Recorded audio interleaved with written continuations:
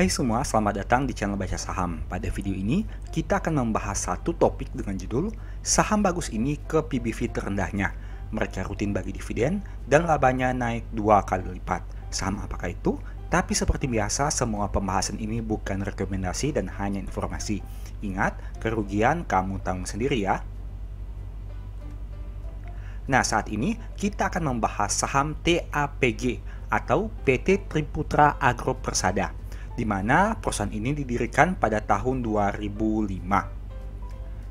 Nah, untuk saham TAPG ini juga sudah pernah dibuatkan videonya pada laporan keuangan Q3 2022 dengan thumbnail seperti tampilan berikut ini. Di sini teman-teman bisa baca bahwa perusahaan ini bergerak di bidang perkebunan kelapa sawit dan industri pengolahan kelapa sawit melalui perusahaan anak dan perusahaan asosiasi, serta perkebunan karet. Nah, untuk detail selengkapnya, teman-teman bisa baca pada tampilan berikut ini, di mana produknya adalah minyak kelapa sawit dan inti kelapa sawit berkualitas tinggi untuk memenuhi kebutuhan pasar dalam dan luar negeri. Ini merupakan tampilan dari struktur pemegang saham di mana kepemilikan di masyarakat hanya 14,02% saja. Selebihnya dimiliki oleh beberapa nama pemegang saham seperti pada tampilan berikut ini. Kemudian kita lihat sekilas untuk pendiri perusahaan, di mana beliau pernah menjadi presiden direktur, presiden komisaris, dan menjadi komisaris PT Astra International sampai tahun 2005. Tentunya, bagi teman-teman yang sudah lama di pasar modal, nama pendiri ini tidak asing lagi. Sekarang kita lihat untuk lokasi 12 pabrik kelapa sawit perusahaan, di mana mayoritas berada pada wilayah Kalimantan dan Sumatera, dan untuk head office-nya berada di Jakarta. Poin berikutnya yang akan kita lihat adalah probabilitasnya. Nah, karena saham ini baru listing sejak tahun 2021, sehingga probabilitasnya masih dicantumkan 3 tahun terakhir. Di mana teman-teman bisa lihat bahwa saham ini cenderung naik di bulan Februari dan bulan Mei dengan probabilitas yang mencapai 100%. Sebaliknya, pada bulan Maret, April, Juni, November, dan Desember, saham ini cenderung mengalami penurunan. Dan saat video ini dibuat, pada bulan Maret tahun 2023 masih turun 3,8%. Kemudian kita akan bahas laporan keuangannya yang dinyatakan dalam jutaan rupiah untuk laporan 31 Desember tahun 2022. Pertama, dari sisi total aset berjumlah 14,5 triliun yang mengalami peningkatan dibandingkan tahun sebelumnya, di mana mayoritas berasal dari aset tetap sebanyak 7,2 triliun rupiah. Selain itu, ada juga kepentingan dalam ventura bersama sebanyak 2,8 triliun. Nah, untuk saldo kasnya sendiri berjumlah 1,9 triliun yang mengalami peningkatan dibanding tahun sebelumnya dengan angka 1,2 triliun rupiah.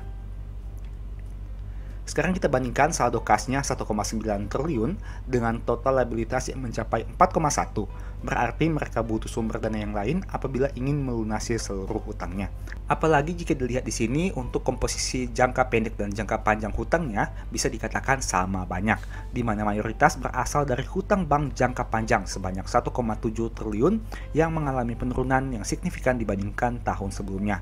Dan tentu saja hal ini akan berdampak pada beban bunga yang harus dibayar oleh perusahaan.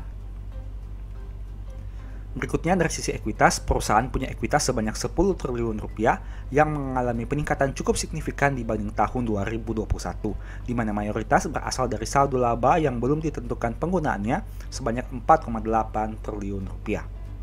Berikutnya kita bahas laba ruginya, penjualannya berjumlah 9,3 triliun yang mengalami peningkatan signifikan dibanding tahun 2021.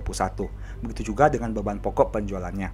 Tapi, karena kenaikan penjualan yang lebih besar, menyebabkan laba brutonya masih bisa tumbuh dari 1,6 menjadi 3,7 triliun rupiah.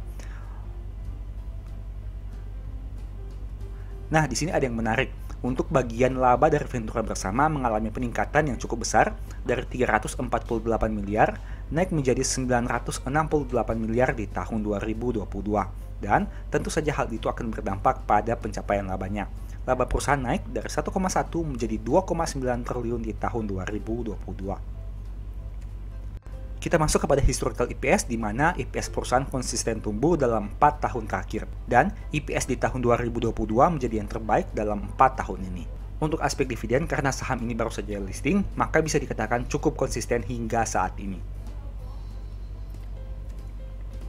Dividend yield sekitar 3,9% per 4,2 dengan PBV 1,25 kali. Di mana dengan harga 630 saham ini dijual lebih mahal dengan angka Rp504 saja. NPM 31 dengan ROE 29%, angka yang bisa dikatakan masih sangat baik. Dan DER-nya juga rendah dengan angka 41%. Meskipun harus diingat, jumlah kasnya tidak sebanding dengan total liabilitas mereka.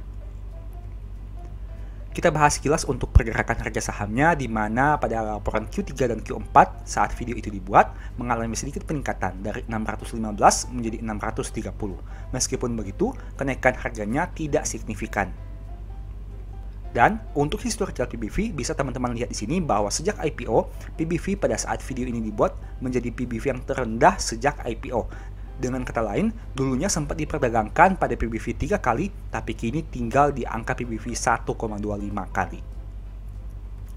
Demikianlah pembahasan saham TAPG. Selalu ingat bahwa pembahasan ini bukan rekomendasi dan hanya informasi. Segala kerugian menjadi tanggung jawab kamu sendiri.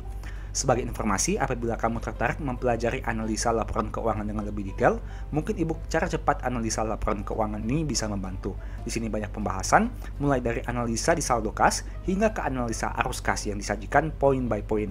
Ada juga file Excel yang berfungsi sebagai fitur screening laporan keuangan secara otomatis. Apabila tertarik melakukan pembelian, silahkan chat saja di nomor WA yang tercantum ini. Oke, sekian video ini, semoga bermanfaat. Thank you.